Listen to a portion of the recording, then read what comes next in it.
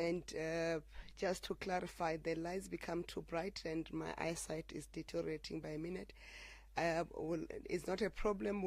When I adjust my eyes, people will have to bear with me because I guess the cameras need the lighting. On the issues, this is the cabinet statement of the cabinet meeting held on Wednesday, the 18th of September, 2024, and I need to extend my appreciation to my colleague, Minister Marupini Ramokgopa, who held the fort the previous cabinet briefing when I was on other duties outside of the country. On the issues from the environment, on the economy, we're seeing positive economic indicators, and therefore Cabinet welcomed the positive economic indicators as per the data released by Statistics South Africa. On the 3rd of September 2024, Statistics South Africa announced a 0.4% increase in the gross domestic product, or GDP, in the second quarter of 2024. This increase was influenced by the improvement in the manufacturing sector of 1.7% growth year on year.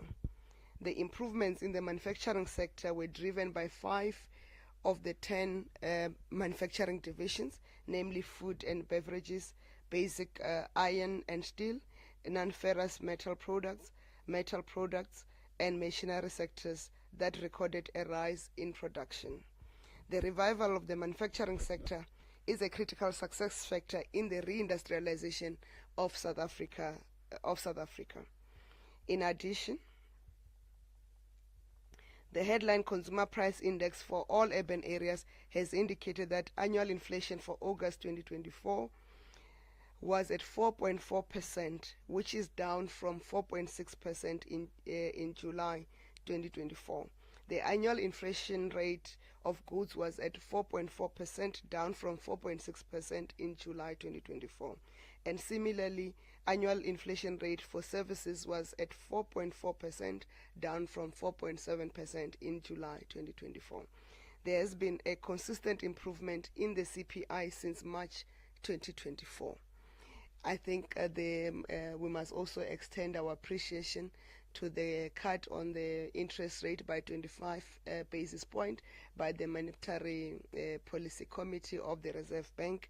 The decision came after the cabinet meeting, but I'm sure that is welcome relief to all South Africans, and cabinet in its next meeting will also express their appreciation.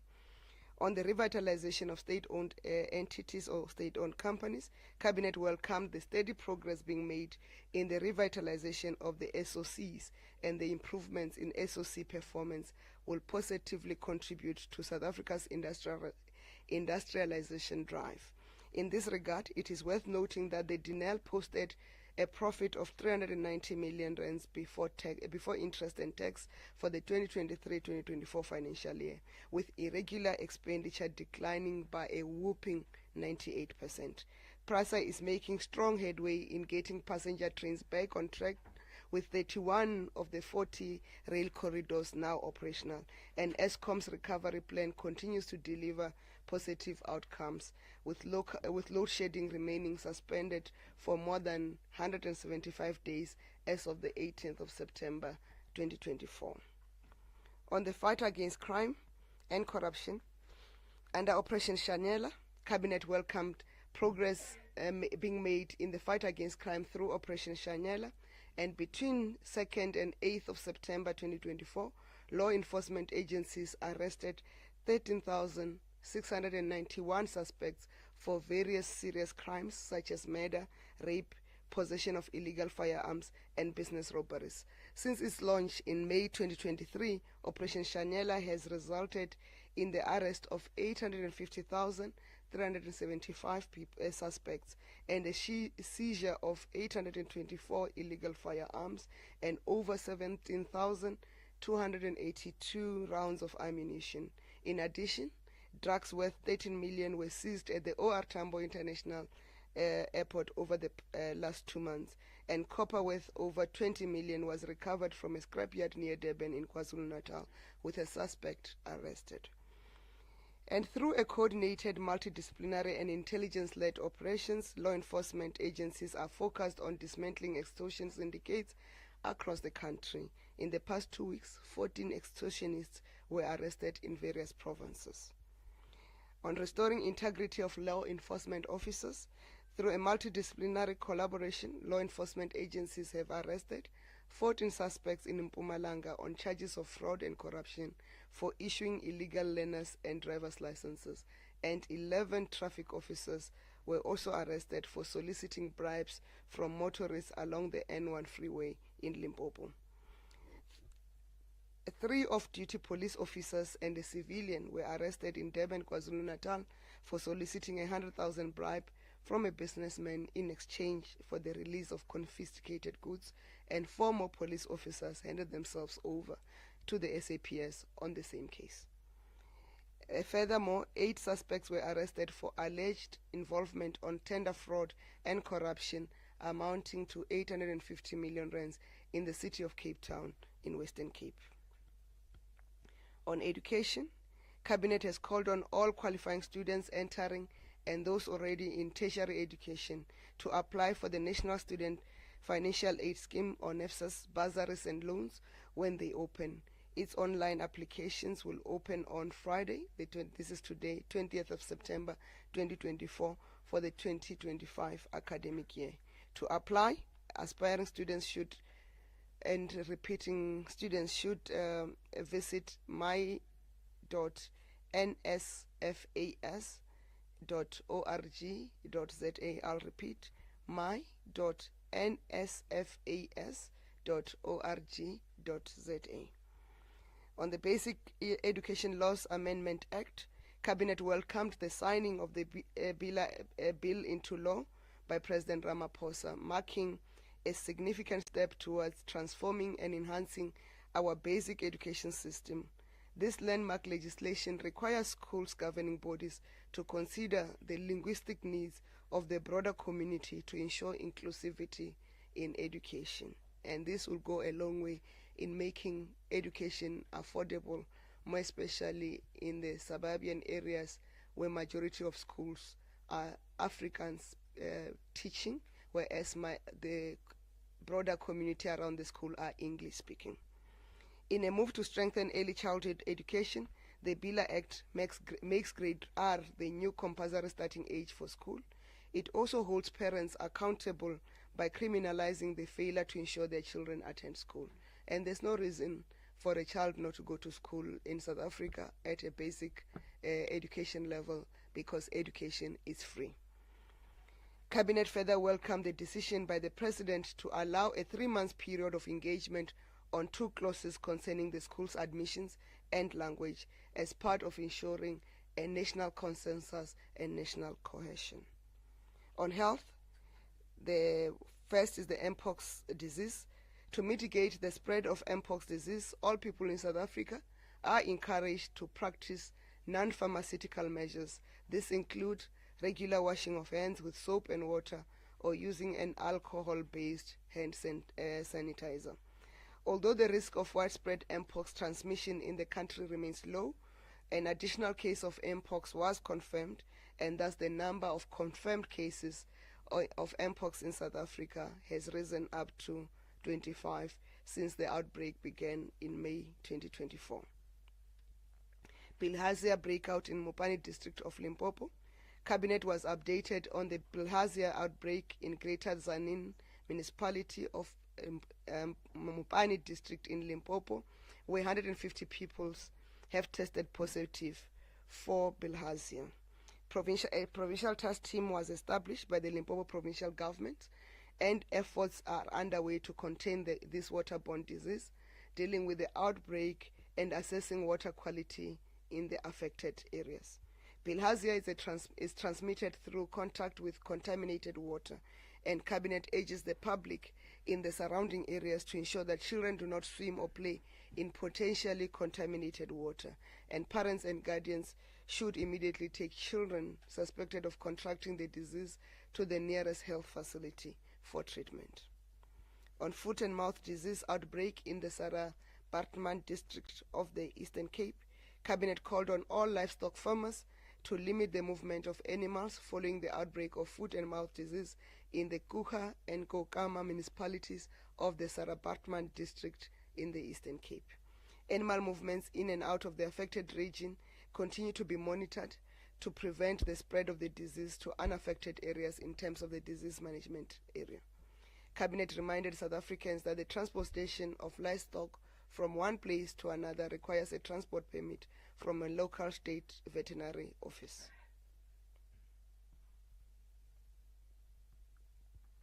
On GNU management, Cabinet welcomed the decision by the President to set up a clearinghouse mechanism at a government level on matters that parties within the GNU may be deemed to hold fundamental differences. This mechanism will allow the clarification of issues and common movement forward on matters. On Cabinet decisions, first is the publication of the draft policy direction on the phasing out of 10177, 10111, and 107 emergency numbers for public consultation. Cabinet approved the publication of the draft policy direction on phasing out of the 10177, 10111, and 107 emergency numbers for public consultation. Cabinet noted measures that are put in place for South Africa's transition to a single emergency number short code 112. This will ensure that people under stress do not have to remember multiplicity of numbers when they require emergency services or have their calls routed inadequately. Second is the white paper on the development and promotion of tourism in South Africa. Cabinet approved the white paper on the development of tourism in South Africa for public comments. The policy seeks to increase the contribution of tourism to the broader South African economy through increased volumes of visitors. In 2023, Cabinet approved the publication of the Green Paper on the development of tourism in South Africa, and the comments from affected parties were incorporated into this draft policy. This white paper now provides an agreed policy framework and guidelines for tourism development and promotion in South Africa. This policy will promote entrepreneurship in the tourism sector and ensure the sector's enhanced contribution to employment. Policy proposals also focus on aligning the tourism policy with current government policy frameworks and to enhance the sector's resilience and ability to respond to crisis. The third is the Micro, Small and Medium Enterprise, MSME and Cooperatives Funding Policy. Cabinet approved the final MSME and Cooperatives Funding Policy for implementation. The policy seeks to eliminate obstacles that prevent micro, small and medium enterprises and cooperatives from obtaining finance support. This intervention will also enable seamless transition from informal to formal enterprises and from small to medium enterprises. The policy provides for the creation of a funding environment for targeted groups such as youth, women, and persons with disability.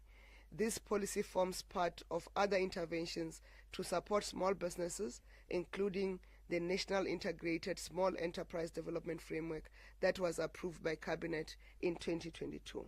Government has prioritized support for MSMEs and cooperatives because these businesses create the most jobs and provide the most opportunities for people to earn a living. The implementation of the policy will eliminate credit gap in the MSMEs ecosystem and enable economic growth, which is the priority of government.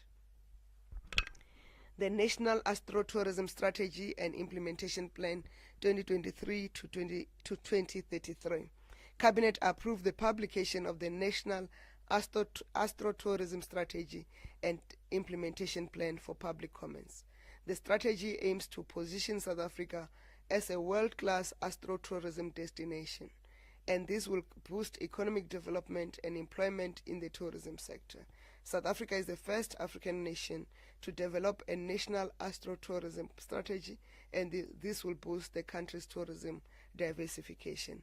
The strategy focuses on various pillars, namely infrastructure development, optimizing astronomy tourism streams, public-private partnerships, inclusive tourism, and transformation. South Africa boasts several advantages that make it an ideal astrotourism destination. This includes the unpolluted night skies, and favorable weather conditions.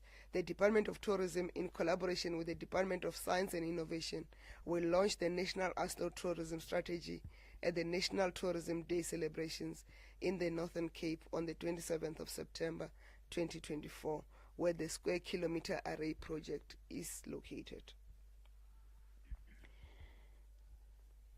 The Municipal Performance Turnaround Plan.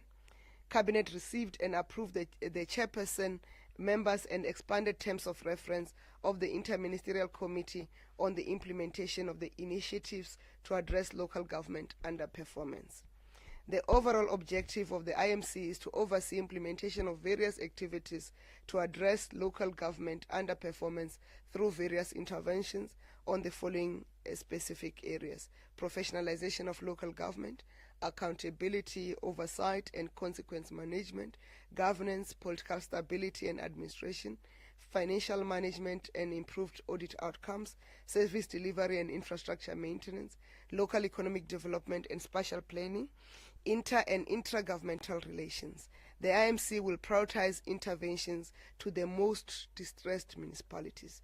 Cabinet further approved that government departments and public entities must urgently settle Cabinet further directed that government departments and public enterprises must urgently settle their debts owed to municipalities, and that National Treasury was assigned the responsibility to ensure that government departments, both national and provincial, and public entities, public enterprises, they settle their debts owed to municipalities.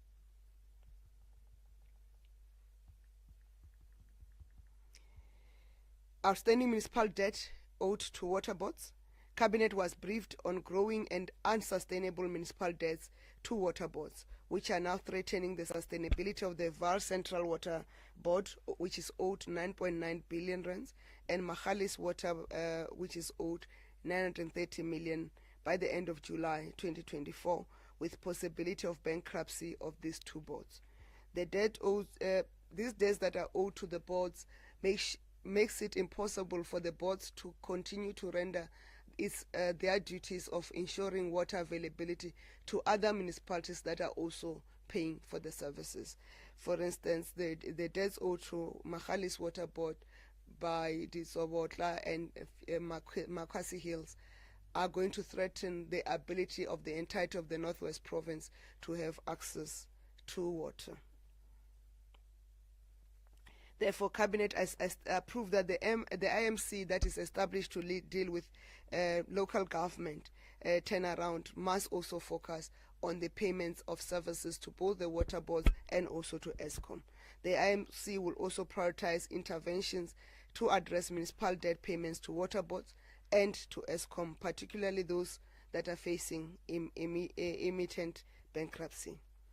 On bills, the Traditional Khoisan Leadership Bill of 2024, Cabinet approved the submission of the Traditional Khoisan Leadership Bill of 2024 to Parliament. The bill is a response to the Constitutional Court ruling that declared the Traditional and Khoisan Leadership Act of 2019, Act Number 3, to be invalid based on insufficient public participation by Parliament. The bill will give Parliament an opportunity to comply with the order of the Constitutional Court. The Traditional and Khoisan Leadership Act of 2019 is replaced by the Leadership and Governance Framework Act was replacing the Traditional Leadership and Governance Framework Act of 2003 and provides for the recognition of the Khoisan communities and leaders.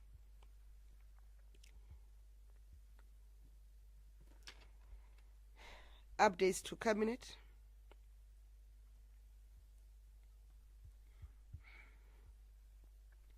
The outcomes of the state visit to China and the participation of in the Forum for China and African Cooperation.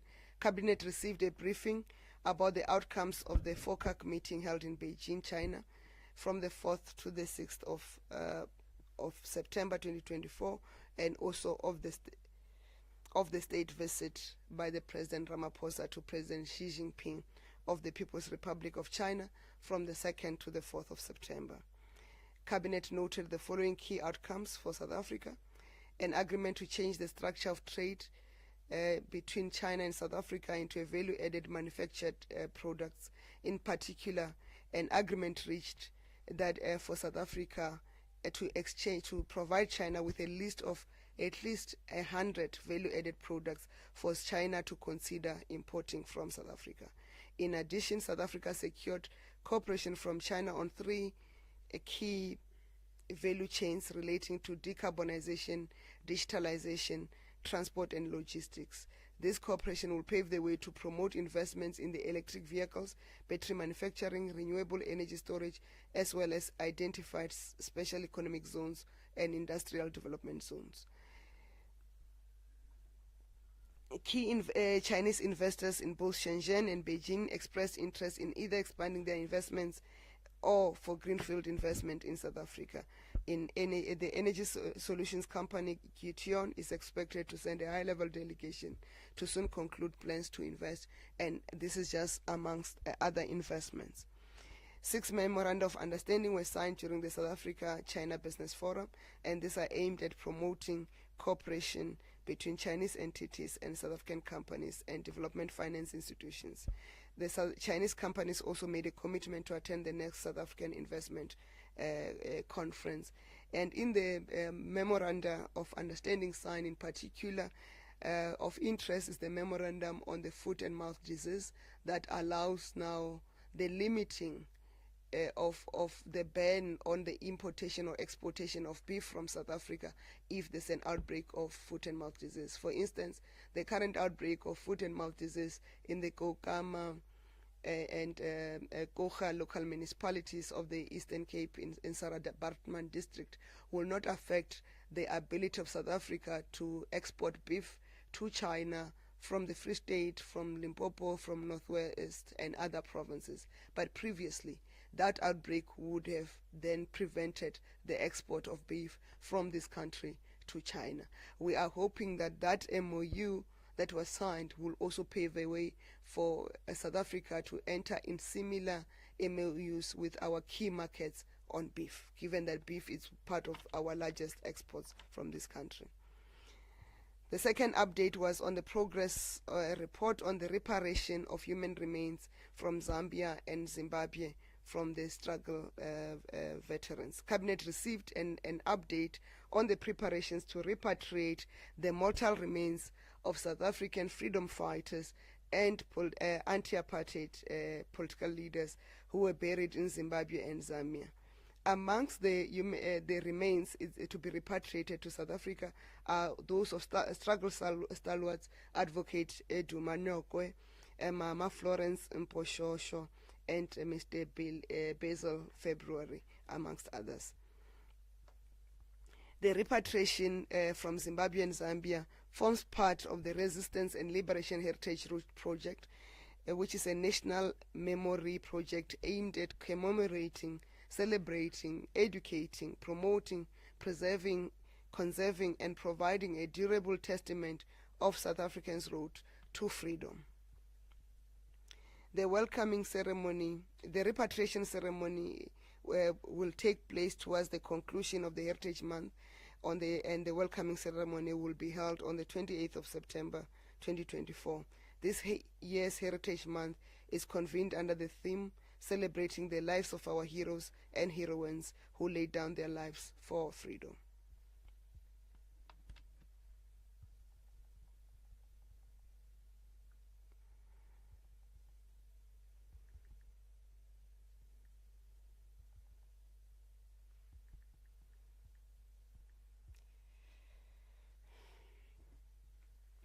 The third update was on the acceleration of the implementation of the land reform.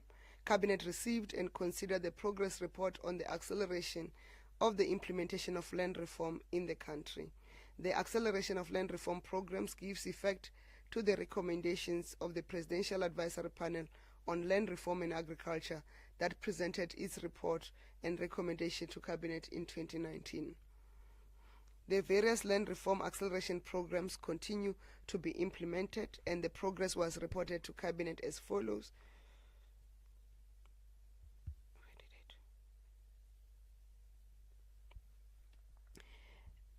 603,000 630,000 hectares of land was transferred through the Transformation of Certain Rural Areas Act of 1998, Act number 94.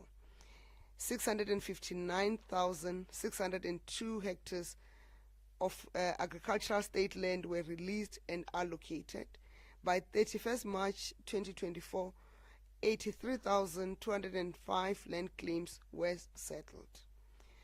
Some 2,895,935 hectares of land were acquired at a cost of 26.4 billion rands. Financial compensation of 26 billion was awarded to beneficiaries. Some 2,376,976 households benefited from the restitution program. The Commission on Restitution of Land Rights has planned to finalize 339 land claims in the 2024-2025 financial year.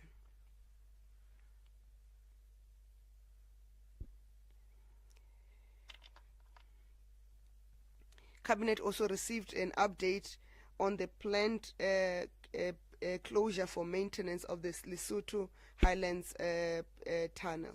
Cabinet was briefed on the closure of the Lesotho Highlands Water Projects Tunnel for planned maintenance from the 1st of October 2024 to 31st March 2025.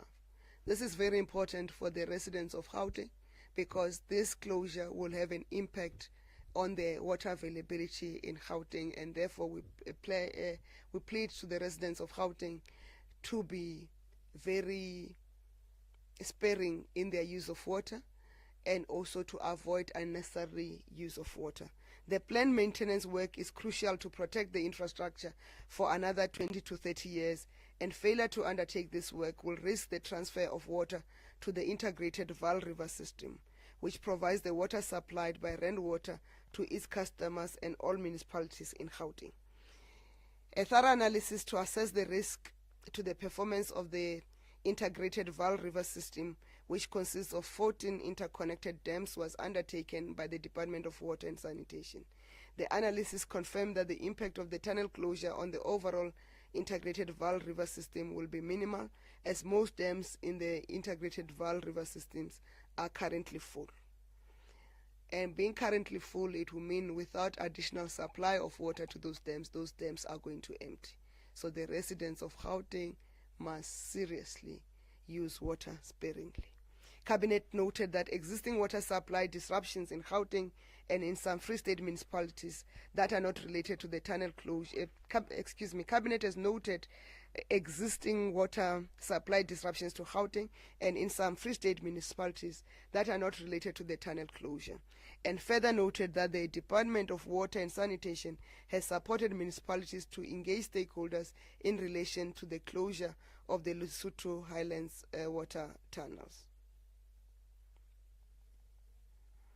Cabinet further noted that in Gauteng, due to rapid population growth, lack of infrastructure maintenance, lack of enforcement of bylaws, and delays in the implementation of Phase 2 of the Lesotho Highlands Water Project have contributed immensely to the current water disruptions. However, the completion of the Phase 2 of the Lesotho Highlands Water Project will bring relief in supplemented by water demand management interventions, use of new water-saving technologies, and proper maintenance of infrastructure. However, the Phase 2 of the Lesotho Highlands Water Project is not coming into being now. It's going to come into being only in 2029. Cabinet noted that the Department of Water and Sanitation has held readiness meetings since February 2022, with the Free State municipalities receiving water from the Liebenbergvlei River to mitigate risk of service interruptions during the tunnel maintenance. However, delays by municipalities to upgrade and or refurbish their water infrastructure remains a challenge. Cabinet has noted that the Department of Water and Sanitation will monitor and, where necessary, intervene to support municipalities to ensure there's continuity in water supply. And the fifth update was on the water restrictions in Gauteng.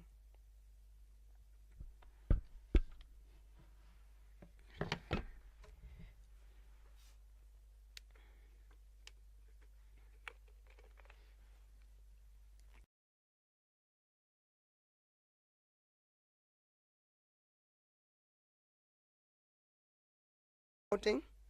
Cabinet was briefed on the implementation of level 1 water restrictions in Gauteng. This is a result of rainwater reaching its maximum water output on the integrated Vaal River systems. The Department of Water and Sanitation allowed the rainwater to increase its water drawing from the integrated Vaal River system, but that did not mitigate the situation of water shortages in Gauteng, because in Gauteng, due to the high population that is increasing rapidly due to the infrastructure maintenance, and other factors, and also the overuse of water due to watering gardens, not even food gardens, but watering flower gardens and lawns. It's affecting the consumption. The consumption of water in Gauteng is exceeding the supply that rainwater will be able to mitigate. But currently, as we speak, the water leaks in Gauteng are averaging 33% across the province, and that is a very high number in comparison of what we are required to do. We are pleading with the residents of Gauteng to minimize water leaks on their part.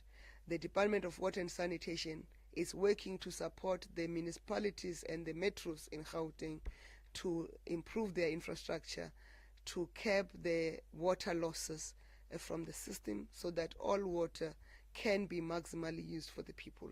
Accordingly to international standards, water leaks should be sitting at 13%, but Gauteng we sit at 33%. There are provinces that are worse. However, the situation in Gauteng is different. Rainwater have confirmed that water leaks from their system is only at 3%, which is way below the international standard. And therefore, the residents of Gauteng and the municipalities of Gauteng must come to the party. They must play their part to make sure that we can manage the water situation. We are soon to launch an extensive campaign to make sure that we save water in Gauteng, working with the Department of Water and Sanitation and also with the rainwater. The Department of Water and Sanitation, Rainwater and Gauteng municipalities are partnering with the World Bank 2020 Water Resource Group to implement mass awareness and communication campaign on using water sparingly in collaboration with civil society and business leaders. On appointments, all appointments are subject to verification of qualification and relevant security clearance. A. Cabinet approved the appointment of Mr. Captain Rufus Lekala as the Cabinet approved the appointment of Captain Rufus Lekala as the Chief Executive Officer of the South African Maritime Safety Authority for 5 years. Mr. Luvuyo Xolantoi as the CEO of the Vaal Central Water Board for 5 years. Mr. Gift Zowa as the CEO of the Broadband Infraco for 5 years. Upcoming events: Heritage Day. President Ramaphosa will deliver the keynote address. The President will deliver the keynote address at the country's official Heritage Day celebration on Tuesday, 24th September 2024 at the Matleleni Stadium in Ficksburg in the Free State. It's not the President delivering. It will be I'm sure it will be the Deputy President. The President will be at Unga. The Public Service Month.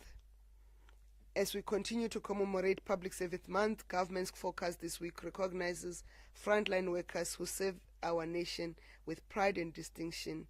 In the week, we also profile our country's two-song service centers, which are facilities to access information and services to the people.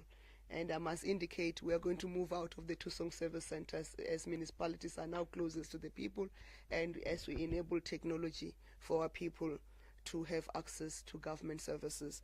And the people say, what about people in rural areas? People in rural areas must have access to technology. As this government, we set ourselves a target for universal access to the internet by 2030, and when I was in that portfolio, we tried to move it to 2024, and that target must be attained. Deaf Awareness Week. South Africa will join the international community in marking the International Week of Deaf People from the 23rd to the 29th of September 2024 under the theme Sign Up for Sign Language Rights. And in South Africa, sign language is an official language. We have 12 official languages because of sign language. So all of us must make an effort to learn sign language. On the Brazil, Russia, India, and South Africa summit, the forthcoming BRICS summit, in preparation for the upcoming BRICS summit from the 22nd to the 24th of October 2024 to be held in Russia, Kazan. South Africa is participating in numerous preparatory meetings to add its voice to key issues and promote common interest in the grouping. International Conference on Theory and Practice of Electronic Governance, the Department of Public Service and Administration, in partnership with the University of Witwatersrand School of Governance, will host the 17th International Conference on Theory and Practice Electronic Governance between the 1st and 4th of October 2024 under the theme Trust and Ethical Governance for the World We Want. On messages, on congratulations, Cabinet extended its congratulations and well wishes to Team South Africa for their outstanding performance at the 2024 Paralympics in Paris by winning 6 medals. Simone Kruger for winning gold in the discus throw F38 at the Paralympic Games. Cyclist Nicolas Peter Deprez for winning bronze in the men's H1 individual time trial at the Paralympic Games in Paris. Donald Rampadi and Lucas Sitole for winning bronze in wheelchair tennis quads doubles at the Paralympic Games. The world champion Springboks for the epic double over New Zealand in the Rugby Championships. The Springboks remain unbeaten in the Rugby Championships and will play Argentina in their next game. South African musician Tyler, who made history by becoming the first South African to win an MTV Video Music Award. And for the international recognition of South African irrigation infrastructure, Cabinet has congratulated the Douglas Weir in the Northern Cape on its recognition as a World Heritage irrigation structure by the International Commission on Irrigation and Drainage. This is the first time a South African irrigation structure has received such an award. The 130-year-old Weir is maintained by the Department of Water and Sanitation and forms part of the central infrastructure of the Lower Orange River Vaal User Association, supplying an area of around 81,113 hectares of irrigation land. Cabinet joined President Ramaphosa in congratulating His Excellency President Abdel Majid Tebboune on his re-election as the President of the People's Democratic Republic of Algeria. Cabinet looks forward to engaging with the government and the people of Algeria to strengthen bilateral relations.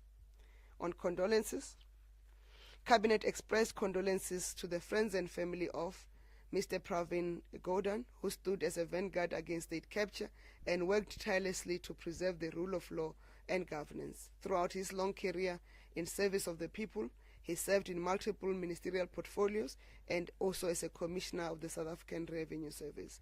His contributions have been crucial to South Africa's economic development, advocating for transparency, accountability, and combating corruption. He was an anti-apartheid activist who dedicated his life to the liberation of our nation.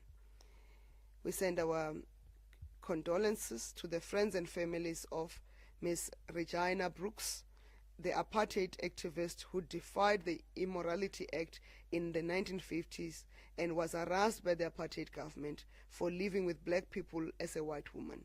In 1955, she requested to be reclassified as a colored to enable her to live amongst black people.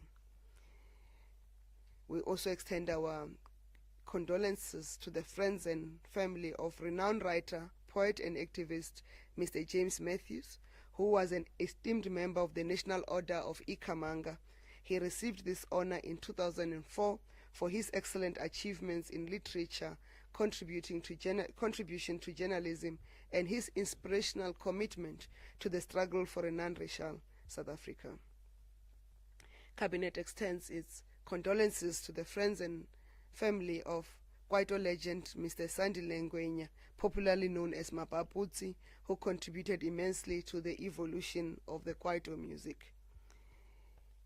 We send our condolences to the friends and families of actors Darlington Michaels, Silo Mutloung, and Paul Lakoff, who, through their work, advanced the local film and entertainment industry. Cabinet also sends its condolences to the friends and family of legendary comedian Mr. Philani Mabanga, popularly known as Mfundisi Nchebe, who kept us laughing and entertained through his fictional comic music. Thank you.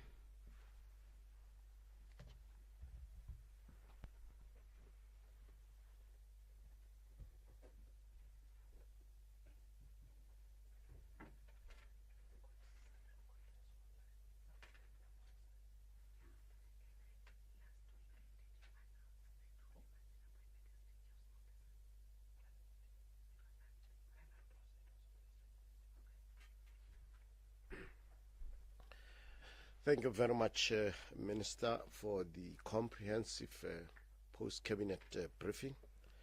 We are going to take questions inside the House and then check the online questions. May I see by an indication of a hand if we have any questions inside? The drill is the same. You will identify yourself and the media house and then straight to your questions. Thank you.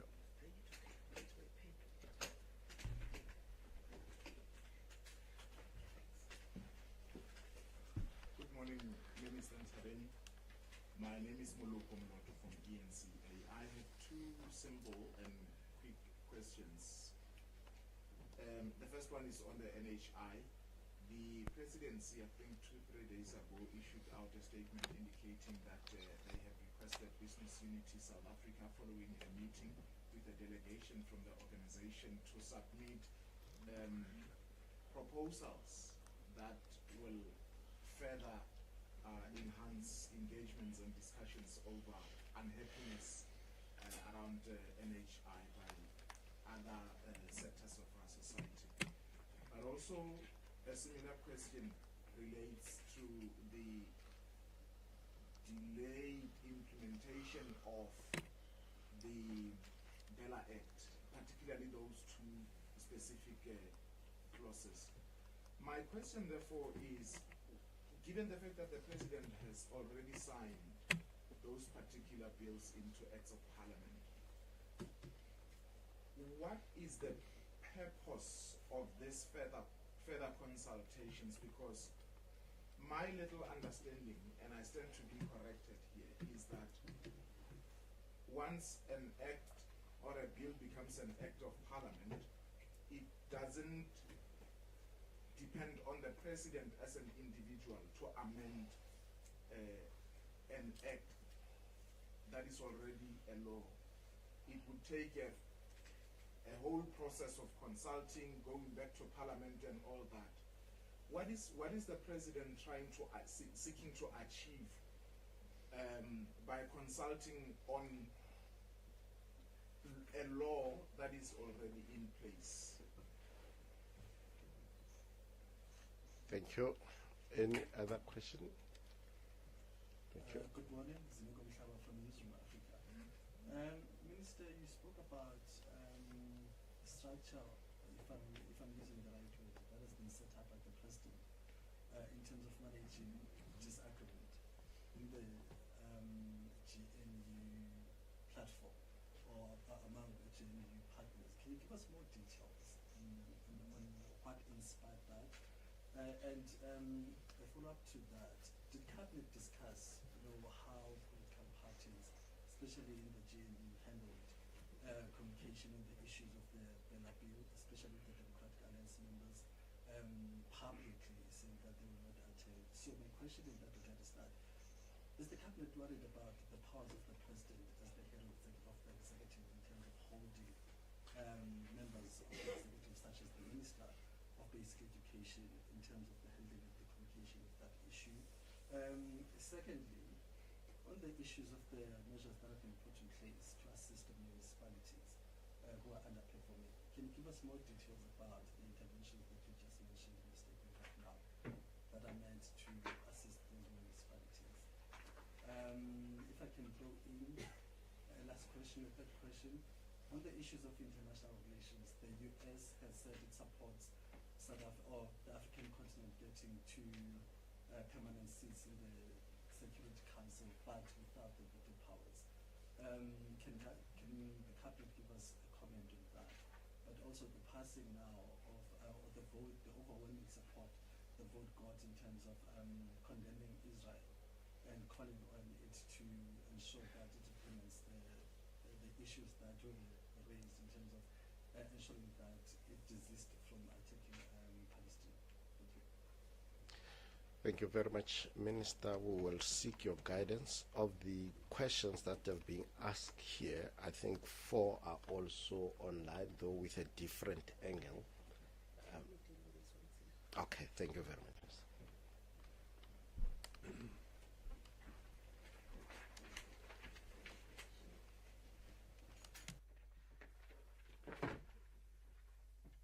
Now I have to take my cabinet fine because of the details.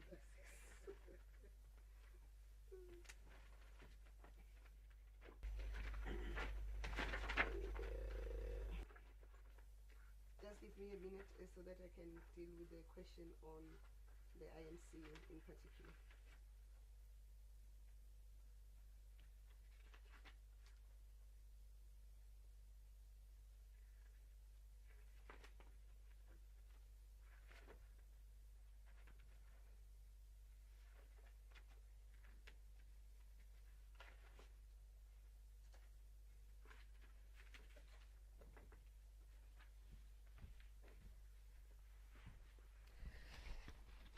Thank you. Excuse me for the delay. I was trying to find the documentation to deal with the question.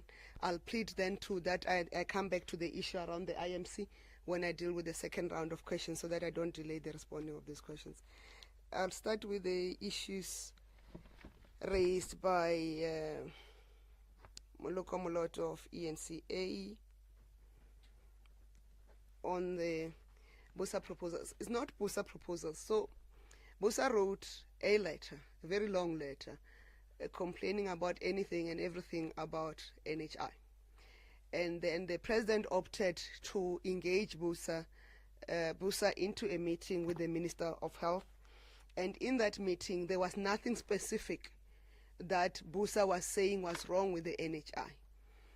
And the scrapping of the NHI is not is not on the table, and it won't be on the table. NHI is law in South Africa.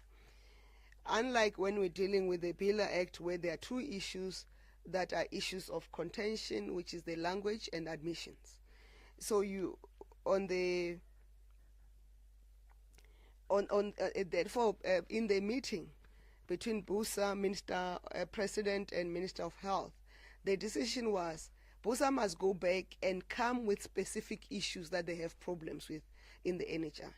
Because BUSA cannot argue that they have a problem with universal access to health in South Africa, because it's part of the provisions of the NHI.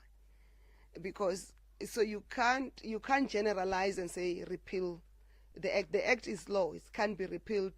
So tell us what is the problem. So that is the request. And when BUSA has specified what are the issues they have, there will then be an engagement to clarify that process.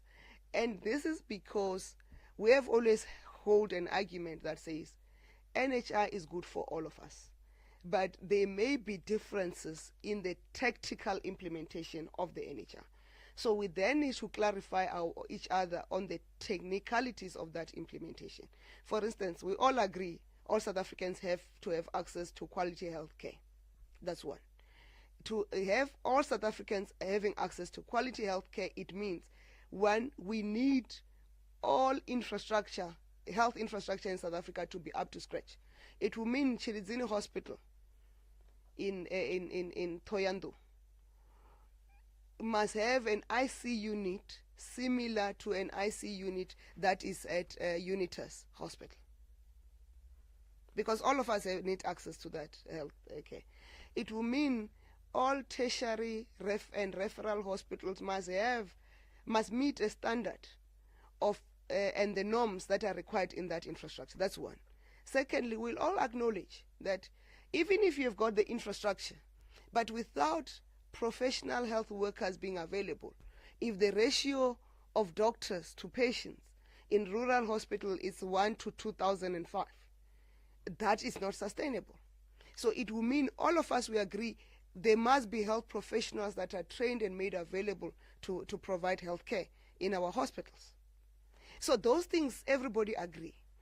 And then there has been a debate about medical aid, non-medical aid. Government itself has a medical aid called GEMS. People forget. Is that how do we use that, those medical aid? Because currently, if, Muluko, me and you come from the same province, literally we come from the same home. But me and you know that if I get involved in an accident, the first thing people are going to look for before they look of stabilizing me, and even yourself, it's whether I have a medical aid so that they can take me to Mediclinic or to Netcare, Puluso.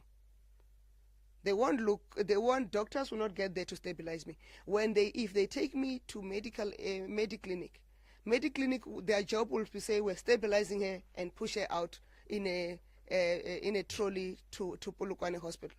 Whether my being moved out of that will threaten my life, they do not care. And I'm just using that example that me and you have experienced it. And we have cases that both of us had to contend with. One case I think we dealt with, spoke to each other when there was an incident of a mutual person. But that is the impact. So can we say people must not have access to health because they are not able to pay for that facility that they must be treated at? So those are the technicalities that must be sorted. So BUSA must go back and narrow down what are their issues so that they can be explained, whether be dealt with in the mechanism of rollout. Then you ask the related question to say these things are law and you can't suspend the operation of law unless you do it through a parliamentary process. Yes, that's why the president is clear on the Bila Act, to say there are 3 months. That 3 months is to clarify the issues around language and admission. And the admission issue is to say, schools are saying, more especially the Afrikaner schools, and I'll give an example with where I stay. I stay next to Constantia Life School. My child goes to another school. I would prefer my child going to Constantia Life School because Constantia Life School is 3 minutes, literally 3 minutes from my house by driving, and 10 minutes most on foot. So I don't have, my child can literally, like I did when I was young, I can literally walk to school unaccompanied if he's at Constantia Clove Lair School, which I'll pay very affordable school fees. But I'm forced to take my child further away and put my child now leaves home at 6:45 so that he can be at school at 7:30. That's one. Secondly, I pay very exorbitant fees for my child to be there because that's where they're teaching English.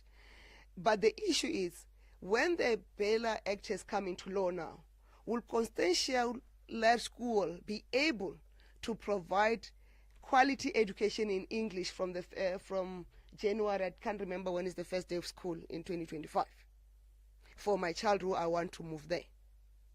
So those are the discussions to say, is the mechanisms, again, is the technicality of implementation.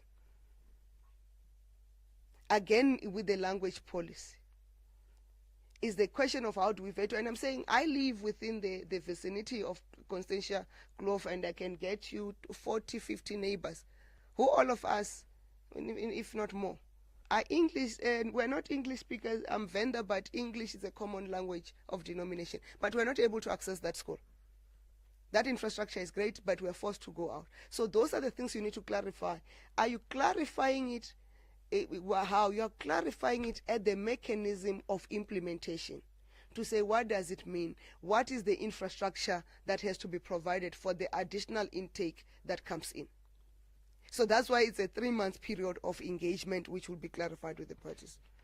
And then Zinyiko Mhlaba then asks, what is this mechanism? It's not a structure, it's a mechanism, a clearinghouse mechanism to deal with, and it avoids what in the media would say are differences where there have not been differences. We sit in cabinet, we agree in a whole lot of things.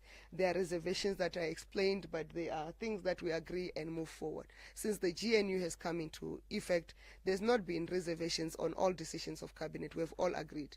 But to make sure, and the issues that have been deemed as issues of differences, the BILA Act now and the NHI Act, there have been differences before the GNU. And the engagement, we always tease them, the now new members in government, in cabinet, to say, it's easy to be, they say it was easy to be in opposition than to be governing. And I think Minister Mackenzie has gone public to say, actually the misunderstandings we have had were intentional, not because we wanted to listen to each other, we wanted just to be in opposition. He said that in public, but because that's the essence. So most of the things that you are deeming as differences are things that could, if we're working together in the sixth administration, both the governing party then and the opposition parties, we could have cleared in terms of implementation mechanism.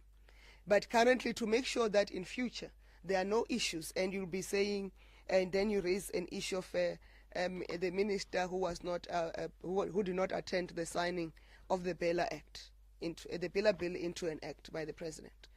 And we have clarified it in cabinet. There are no DA ministers, there's only Minister of the State. We all are appointed and account to the President of the Republic. We serve at his pleasure. He can invite us or disinvite us into his cabinet. That is very clear. I would not want to deal with whether the minister would have explained herself to the president. But we are not worried about the powers of the president. The powers of the president are enshrined in the Constitution. They cannot be watered down by any political arrangement. Because if the powers of the president are watered down, therefore the president is failing to execute his duties as mandated and required by the Constitution of the Republic. So that's how we are.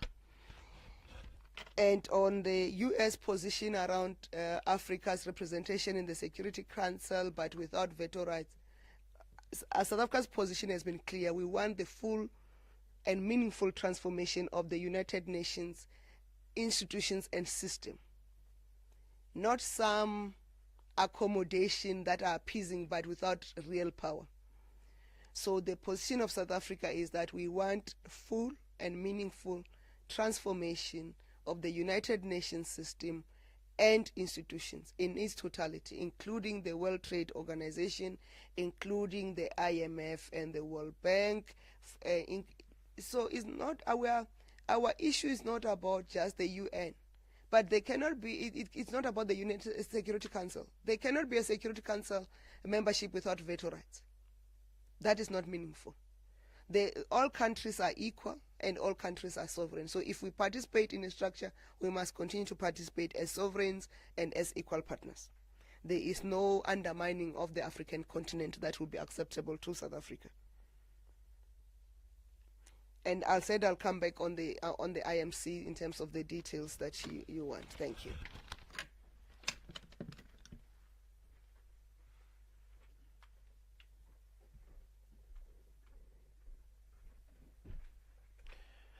Thank you very much, Minister. I think you have responded to some of the questions that are online, but we will read them for the record, as some of them just have different ones, but the answers are the same.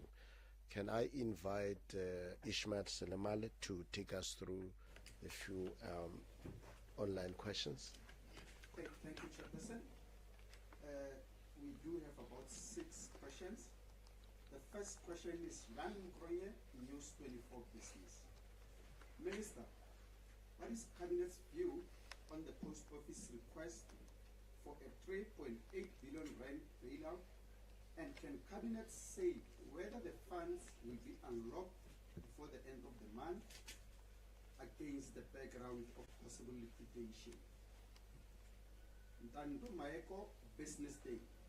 Minister, how different is the work of Operation Vulindlela from the IMC set up to deal with badly managed municipalities? The next question, Paul Vecchiato from Bloomberg.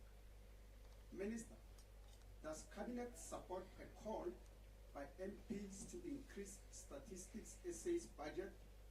And is Cabinet considering using SARS to help municipalities to collect outstanding debt?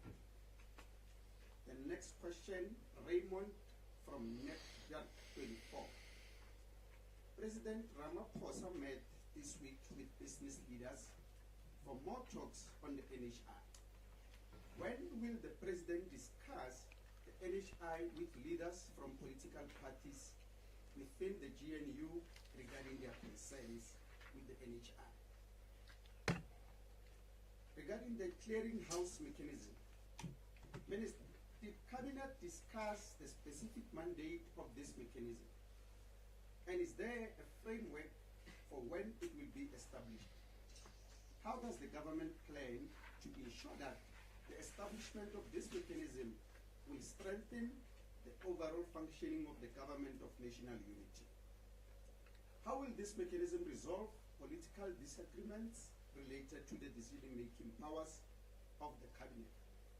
And will it have any authority to override or influence cabinet decisions, or will it only serve in an advisory capacity? The last question is from Kayelitle Kumalo from SABC News.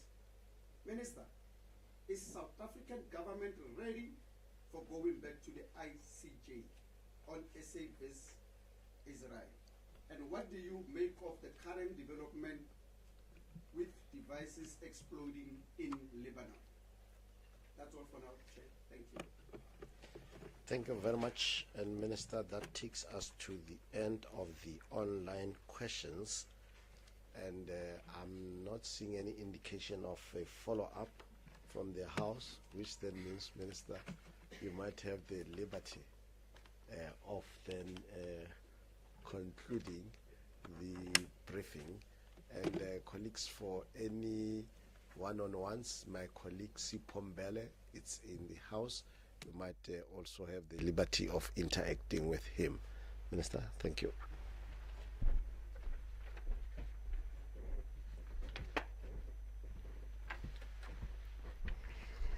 Thank you.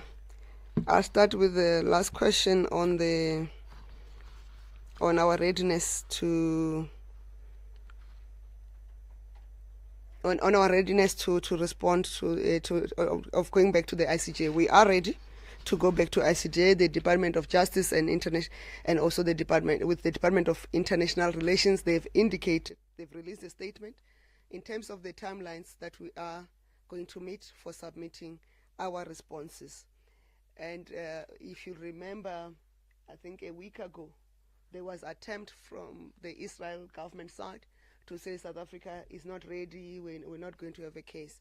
We've got countries who have joined South Africa in terms of our responses and joining the case in the ICJ, and we can give you a list of those countries, but I'll leave you to yourself as journalists to go and get the list and consolidate the list for yourself. But if you want, we can provide the list. You can just indicate in terms of the countries that have joined the case, South African case on that, and we are ready to respond. We are also emboldened by the decision at the UN, overwhelming decision that condemns the actions of Israel. So we were right all along, and history is vindicating us. Our focus is on what's happening in Gaza and the occupied territories. And that's what we are limiting our focus to in terms of our response to in the matter we took to the ICJ. The other questions around Lebanon will allow the Department of International Relations to deal with that matter when the time is appropriate.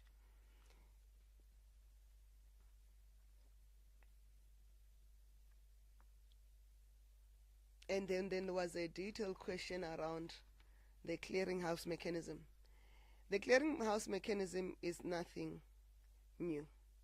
It complements, remember when the statement of intent was signed by parties who then form the GNU, because those parties don't only form the GNU, they also form Parliament of National Unity. They, in that statement of intent, there's also what they call the Political Leaders Forum that is dealt with by political leaders. So political differences that deal with party political differences or issues that are party political in nature will then be dealt with at the Political Leaders Forum of the members to the parties, of the members of the parties who signed the statement of intent. And then as it comes to government, there cannot be a mechanism. Cabinet is regulated, as I indicated, I think, in my first briefing after we were reappointed in the 7th administration. Cabinet is an animal of statute. That is an animal of law. It's established by law, and how it functions is also regulated by law. There is no usurping of cabinet power and authority by any other mechanism. So the mechanism is why we call it clearinghouse. So there'll still need to be a cabinet decision. But the intention is to make sure that we then find each other as we go into cabinet on those matters. And is not, it's a mechanism that then links from the Political Leaders Forum, party politics, and the work that government is doing, that coordination. But it doesn't replace cabinet, it doesn't replace cabinet decisions, it doesn't usurp cabinet powers, because cabinet powers are legislated by law. And cabinet is a committee of the president, if you recall, in terms of legislation. And to that effect, and I'll find the clause for you, to that effect, you cannot then take away the powers of the president through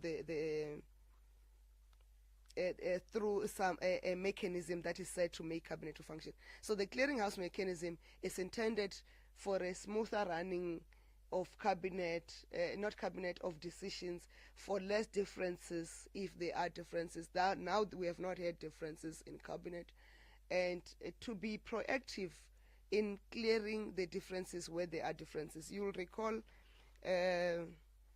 people, when we were going to China, somebody sent me, a journalist sent me a question, and then that question was, are you not worried that in the delegation you've got the ministers of the DA, and therefore they do not agree on a one China policy?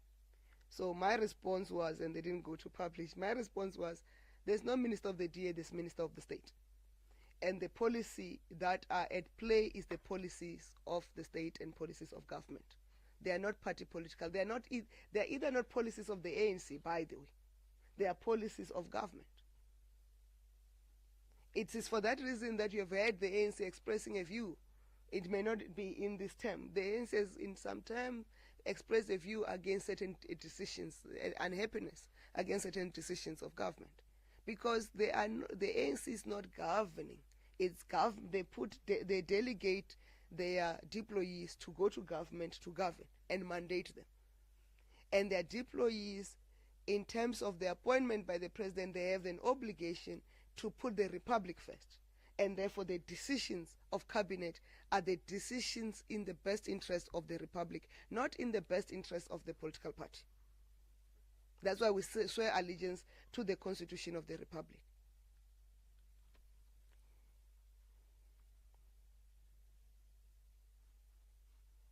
And I'm going to, like I've said, we can find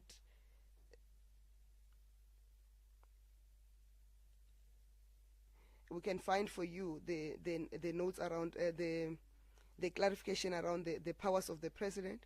They're in terms of the Constitution, and Section 84(1) of the Constitution provides the powers of the president as head of state, and also Section 84(2), they provide the powers of the president as head of government, and powers and functions of president acting as head of the national executive. The national executive, is cabinet plus deputy ministers, and the requirement for consultation with the cabinet. We issued a statement. We can just recirculate that statement. It clear out how the clearing mechanism does not replace the powers and functions of both the president and cabinet. It's a mechanism for smooth running of things and agreement. And then there was another question that I said I'll come back to, which was the questions and there's another question related to in the online questions around what is the difference between the IMC and the work of the IMC and the work of Operation Vulindlela. So the IMC is focusing on how do we deal with distressed municipalities, how do we get them out, the turnaround. And it's a majority of those, but they are doing the prioritization. Whereas Vulindlela, our responsibility is to make sure that we not only deal with the distressed municipalities, but we also put a framework of improved working arrangement for municipalities.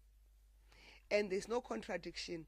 The minister and the presidency who's responsible for Vulindlela, who's myself, we are responsible for Vulindlela with the Minister of Finance. We are also part of that IMC. And Vulindlela, the team in Vulindlela will also then participate in that. So the work then gets integrated. If you recall, there's a presidential working committee on working team on eThekwini. Remember, eThekwini is part of the distressed municipalities. So that work continues, but the IMC has an overall work that has to be done. And we'll have to feed into each other as part of the coordination. Remember, it's a cabinet system. We work all in to make sure that we coordinate, we collaborate, and we strengthen what has to be done in cabinet. Then there was a question around States SA more budget. I must indicate I'm conflicted. I'm the minister responsible for States SA. Of course, we need more budget, but budget decisions are not taken by cabinet. Budget decisions are taken through a process of a ministers' committee on the budget that is chaired by the Minister of Finance. There's a whole process of making submissions through the National Treasury, that those submissions are then considered by we call it MINCOMBAT, which is Ministers' Committee on the Budget. And then Treasury finally takes a decision on how the budget is done. And we cannot then burden cabinet with duties that must be performed by committees of cabinet that are set in place to deal with that. If there are matters that need mediation, if we are unhappy and if we are not finding each other, we'll then go to the ministers, the two ministers, which is the minister and the presidency and Minister of Finance, will have to try and find each other. If we can't find each other, we'll escalate to the president. But as it stands, I don't see a possibility of a dispute between ourselves as States SA and National Treasury. National Treasury have come through for States SA when it was most critical, when there was the census and we needed more money. National Treasury availed the funds so that States SA could complete census 2022. And we are mindful of the fact of the fiscal environment that we are operating under. There are competing priorities, and we try to say, well, how much can we do with what we have? And that's the spirit that we continue to engage with National Treasury as States SA to make sure that the budget, the resources that we currently have go a long way, and that if there's a possibility of additional resources, we are also prioritized for those resources, because we are critical for planning and government decision making. And then there was a related question around SAPO, the request for funding. There's an amount, 3.6 billion. Similarly, Cabinet does not discuss requests for funding. The requests for funding are dealt with by National Treasury and, if needs be, by the MINCOMBAT, which is the Ministers' Committee on the Budget. And we avoid having budget discussions at Cabinet because all ministers, there will never be a decision there, because each minister will be fighting for their own. And therefore it will mean I must lobby my friends in cabinet to support me in my fight. So that's why the Ministers' Committee on the Budget, and they are not allowed to fight for their own departments, and that is part of the cardinal rules of the MINCOMBAT.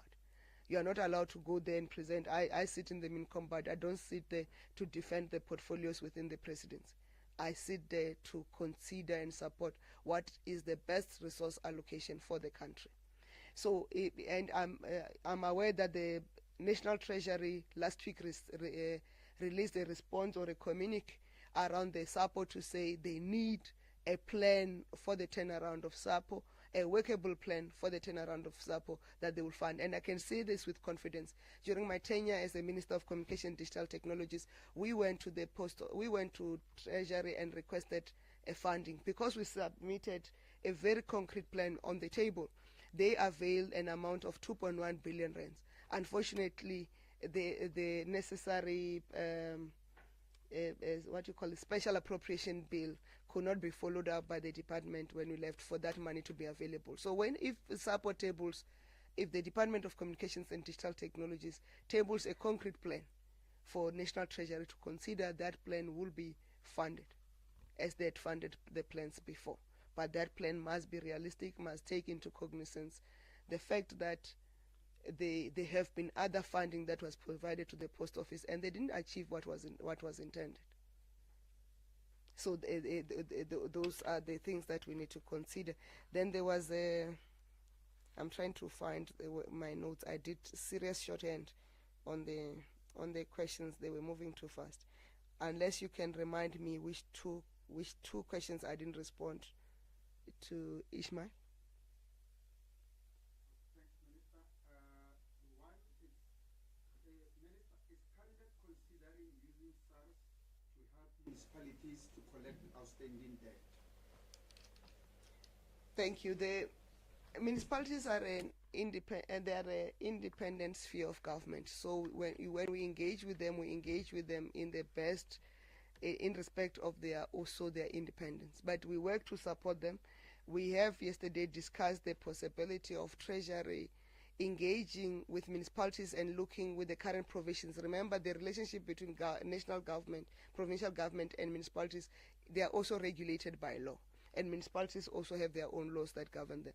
But we've said, how does National Treasury assist in the current provision, or also with the amendment of policy, municipalities' ability to collect, more especially in institutions where it should be easier to collect. And related to that is the question around what is the turnaround strategy focusing on. And as I've indicated, it focuses on performance improvement, professionalization, consequence management. And I can say this, I was a municipal manager in Bapalabura municipality. And we increased our ability to collect revenue because there was consequence management. We took a decision, you don't pay with disconnect. And we used our traffic officers to go and make sure that where we've disconnected, nobody connects illegally. We made sure that big business that were there paid their dues. And we cut off whoever. I remember we once cut off 2 military bases that are in Bapalabura. And the Department of Defense says we are undermining the sovereignty of the state. We said you are undermining the viability of the municipality, and therefore there will not be a state without viable municipalities. So if municipalities can start to do consequence management both their employees and also those the people they give services to, there will be an improvement, and that's part of the focus area. But the professionalization is a major issue. We've got a situation in municipalities where you've got people who are unqualified to be in positions that they're supposed to be. Directors of technical services who are not engineers, for one. I just want to use that example. How do you then expect that you'll run a technical service that designs bridges, approve designs of bridges, electricity, all sorts of things that gets to be done by a qualified technical person, engineer, but yet your director technical service does not have that skill. So those are part of the things that we are looking at, because if you've got the professional, a person who has the expertise, you then get the right decisions taken. It's part of that of those focus areas of the turnaround plan of municipalities. What was the last question, which I didn't answer? Okay. Thank you very much. I'd like to take this opportunity to wish all South Africans a happy long weekend, which is the Heritage Weekend. I know majority of you are going to take Monday off to make sure you enjoy the extended stay with your families, and those are schools closed. We request that when you travel with the children, travel safely, observe the rules of the road, don't drink and drive, don't overspeed, and let's be responsible South Africans. And those who are not South Africans, who are within our shores, we request you to behave and uphold the laws and the rules of the Republic of South Africa. Thank you very much.